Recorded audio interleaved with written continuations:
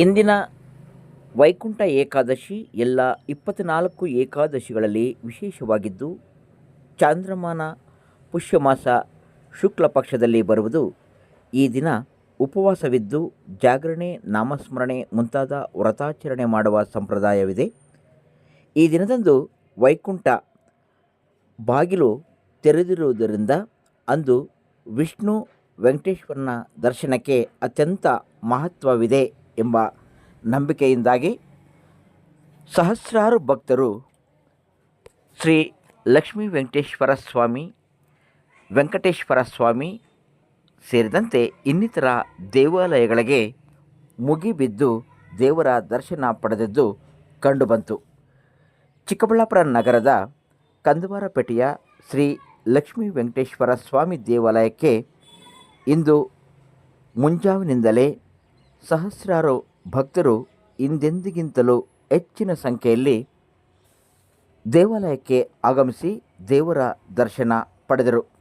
ಉತ್ತರ ಬಾಗಿಲಿನಿಂದ ದೇವರ ದರ್ಶನ ಪಡೆಯಲು ಮುಂದಾಗುತ್ತಿದ್ದಂತೆ ದೇವಾಲಯ ಆವರಣದೊಳಗೆ 3 ನಾಮಗಳನ್ನು ಇಟ್ಟು ದೇವರ ದರ್ಶನ ಪಡೆದರು.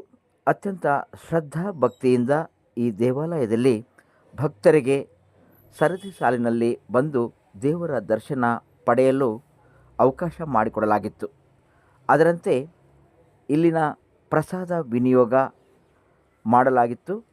ಅತ್ಯಂತ ವ್ಯವಸ್ಥಿತವಾಗಿ ಮಾಡಲಾಗಿದ್ದ ಈ ದೇವಾಲಯದಲ್ಲಿ ಶ್ರೀ ಲಕ್ಷ್ಮೀ ವೆಂಕಟೇಶ್ವರ ಸ್ವಾಮಿಯವರ ದರ್ಶನವನ್ನು ಪಡೆದು ಭಗವಂತನಿಗೆ ಪ್ರೀತಿ ಪಾತ್ರರಾದರು.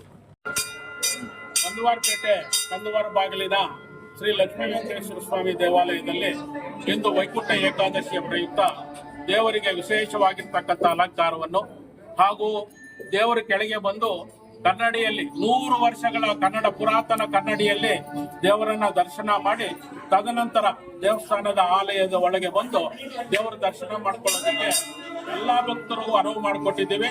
ಎಲ್ಲ ಭಕ್ತ ಮಹಾಶಯರು ಬೆಳಿಗ್ಗೆ 7:20 ಮಹಾಮಂಗಲ ಆರತಿ ಆಯ್ತು. ಈ ಒಂದು ವರ್ಷದಲ್ಲಿ ಒಂದು 20 ನಿಮಿಷ ತಡ ಆಯ್ತು.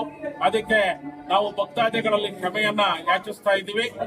ಈಗ ಎಲ್ಲ ಭಕ್ತಾದಿಗಳು ಸರತಿ ಸಾಲಿನಲ್ಲಿ ತುಂಬಾ ದೂರ ಇದ್ದಾರೆ. ಈಗ ಎಲ್ಲರೂ ಸಹ ದರ್ಶನ ಮಾಡ್ಕೊಡೋದಕ್ಕೆ ಅನುವು ಮಾಡಿಕೊಟ್ಟಿದ್ದೀವಿ.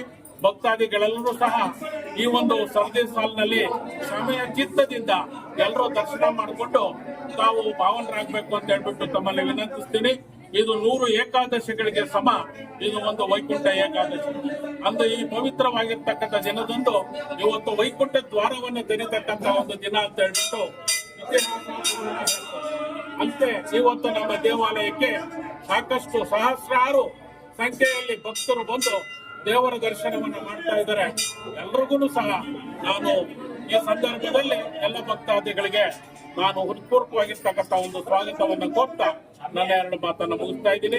ನನ್ನ ಹೆಸರು KL ಶ್ರೀನಿವಾಸು, ಈ ಒಂದು ದೇವಸ್ಥಾನದ ಪ್ರಧಾನ ಕಾರ್ಯದರ್ಶಿ.